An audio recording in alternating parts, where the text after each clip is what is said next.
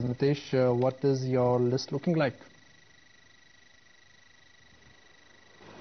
Well, again, it's a mix of buy and sell recommendations. The first buy is on Hathway cables, which after I would say about 4 to 5 months of consolidation finally managed a closing above 190, which it is not doing for quite some time. It was basically a range bound movement between 190 to about 155. They should give a target of about 225 on the upside. That's the price target, and stop loss should be kept just below 190. I've got a buy on DLF as well. I think Ashwini also picked the stock out. Very strong price pattern. I think the pullback which the stock was witnessing for last 2 days appears to be over. Should get into a good up move over here. Buy with a stop below 205 for a slightly positional kind of a target of 240. I've got a sell on IVRCL with a stop at 50.75 for a price target of 46. Buy on Ultratech Cement, which made a new all-time as well as a swing high.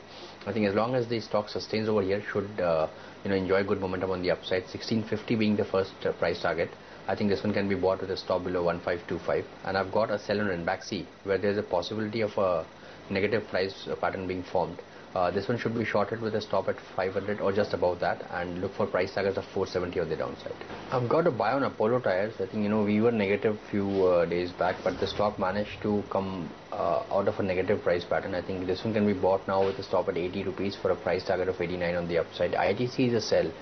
I didn't mention that 240.55, if it's not being cleared on the upside, we will see a negative price pattern formation going on. I think that's what the stock price movement is doing. So sell with a stop just about 255 and look for a price target of 240, possibly even 234 on the downside.